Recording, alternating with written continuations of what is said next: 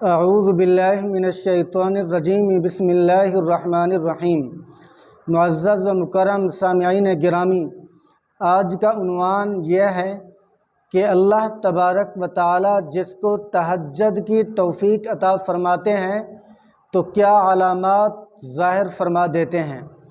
پہلی بات تو یہ ہے کہ تہجد اللہ تبارک و تعالی کی لاڈلی عبادت ہے، تو اللہ تعالیٰ لاڈلو کو اپنی لاڈلی عبادت کی توفیق عطا فرما دیتے ہیں۔ پہلی چیز تو یہ ہو گئی، اور دوسری بات یہ ہے کہ حدیث پاک میں آتا ہے من ساحر اللیالی طلب العلا ساحر اللیالی، جو بندہ بلندیوں کا طالب ہو تو اس کو راتوں کو جاگنا پڑے گا۔ جو بندہ بھی بلند مقام حاصل کرنا چاہتا ہے، بلندیوں پہ فیض ہونا چاہتا ہے، اللہ تبارک و تعالیٰ کا قرب حاصل کرنا چاہتا ہے، تو اس کو راتوں کو جاگنا پڑے گا، راتوں کی عبادات اس کو کرنی پڑے گی، تب جا کر ان مجاہدات کے ذریعے اللہ تبارک و تعالیٰ اس کو بلند مرتبے عطا فرما دیتے ہیں۔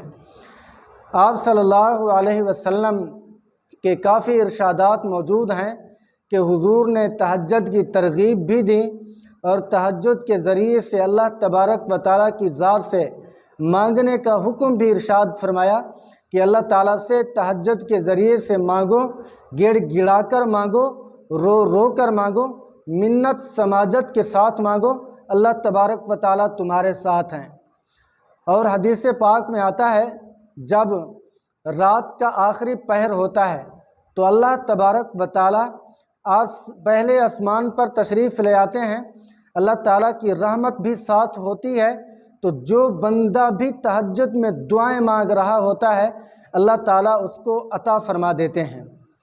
اللہ تعالیٰ اعلان فرما رہے ہوتے ہیں کہ ہے کوئی مجھ سے رزق مانگنے والا، ہے کوئی مجھ سے دولت مانگنے والا، ہے کوئی مجھ سے اولاد مانگنے والا، ہے کوئی مجھ سے مغفرت مانگنے والا، ہے کوئی مجھ سے عزت اور احترام مانگنے والا، تو اللہ تبارک و تعالیٰ کی ذات پہلے آسمان پہ آ کر خود اعلان فرما رہے ہوتے ہیں، خود مغفرت کے اعلان کر رہی ہوتی ہے، تو کتنی بابرکت وہ گھڑی ہوتی ہے، کتنی وہ بابرکت لمحات ہوتے ہیں جس میں اللہ تعالیٰ پہلے آسمان پر آ جاتے ہیں۔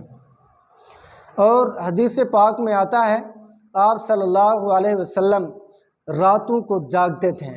جس وقت رات کا آخری پہر ہوتا تھا حضور تہجد میں گڑ گڑا کر اللہ تبارک و تعالیٰ سے مانگتے تھے، حتیٰ کہ اتنی زیادہ جاگتے تھے، اتنی زیادہ روتے تھے، اللہ تبارک و تعالیٰ کو بھی کہنا پڑا، تسلی دینے پڑی کہ یا ایھا المزمل قم اللیل الا قلیلا۔ حضور اپنے کندھے پر جو چادر ڈالے ہوئے تھے، جو لنگی پہنے ہوئے تھے، اللہ نے اس کا ذکر بھی کیا کہ اے مزمل والی چادر والے پیغمبر، راتوں کو تھوڑا کم جاگا کرو، آرام بھی کر لیا کرو، بدن کا حق بھی ہے اس کو بھی پورا کر لیا کرو۔ تو اللہ تبارک و تعالیٰ نے خود حضور کو روکا کہ اتنی زیادہ نہ جاگا کرو، آپ کا اپنے جسم کے اوپر بھی حق ہے۔ اندازہ کرو حضور کتنی جاگا کرتے ہوں گے، کتنی اللہ تعالیٰ کے سامنے رویا کرتے ہوں گے، حالانکہ حضور معصوم ہیں، بخشے بخشائے ہیں، اور حضور کو اللہ تبارک و تعالیٰ معاف کر چکے ہیں، حضور گناہوں سے بھی پاک معصوم ہیں۔ اس کے باوجود بھی حضور کتنی گڑ گڑایا کرتے تھے، کتنی اللہ کے سامنے رویا کرتے تھے، کتنی اللہ تبارک و تعالیٰ کے سامنے منت سماجت کرتے تھے۔ تو جب معصوم پیغمبر اتنی زیادہ روئیں تو ہمیں کتنی رونا چاہیے۔ جب معصوم پیغمبر اتنی زیادہ رات کے جگارے کاٹیں تو ہمیں کتنی زیادہ کاٹنے چاہیے۔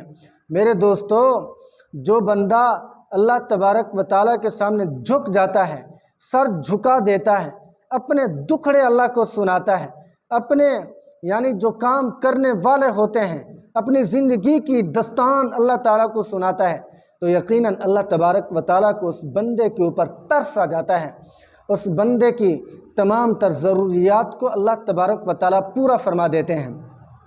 تو آج پرفتن دور ہے، تو آج کتنی زمانہ گھر چکا ہے بے حیائی بدفعلیوں کے اندر، بدکاریوں کے اندر۔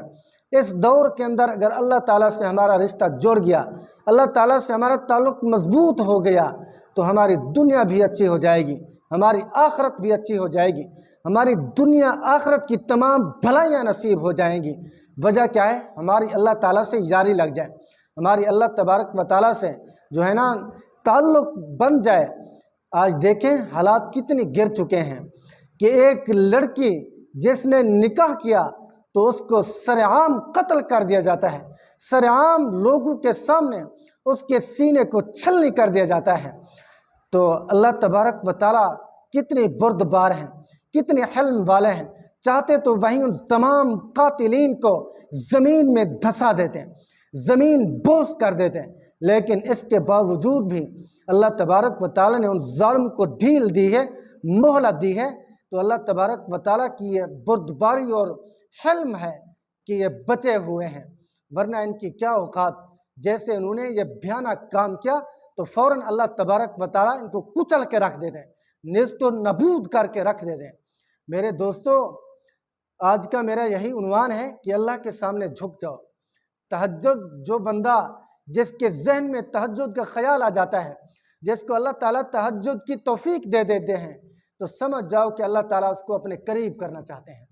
تو تہجد کا پڑھنا اس بات کی علامت ہے کہ اللہ تعالیٰ اس کو اپنے قریب لانا چاہتے ہیں، اس کو اللہ تعالیٰ کسی مرتبے کوئی مرتبہ دینا چاہتے ہیں، بلندیوں پہ اس کو پہنچانا چاہتے ہیں۔ تو اس لیے تہجد کا اہتمام کریں، تہجد کا معمول بنائیں، تہجد کو پڑھیں، اپنے گھروں کو تہجد کے ذریعے سے آباد کریں، تو اللہ تعالیٰ دنیا بھی آپ کی آسان فرما دیں گے، آخرت کے اندر بھی آپ کو خوش نصیب فرما دیں گے۔ تو دعا ہے اللہ تبارک و تعالیٰ مجھے اور آپ کو تہجد کا عادی بنائیں، تہجد کا پابند بنائیں، اور اللہ تعالیٰ اپنے ساتھ ہمارا تعلق مضبوط فرمائیں۔ اگر میرے چینل پر نئے ہو تو چینل کو سبسکرائب ضرور کریں۔ انشاءاللہ آہستہ آہستہ اصلاحی باتیں، دینی و اسلامی تعلیمات سے آراستہ باتیں آپ کو اس طرح کی ویڈیو بنا کر بھیجا کروں گا۔ آپ نے مجھے سپورٹ کرنی ہے، میرے چینل کو سبسکرائب بھی ضرور کریں، اور کومنٹس کے اندر کوئی مسئلہ پوچھنا ہو، کوئی بات پوچھنی ہے تو وہ بھی پوچھ سکتے ہیں۔ اللہ تبارک و تعالی ہم سب کا حامی و ناصر ہو۔ السلام علیکم ورحمۃ اللہ وبرکاتہ۔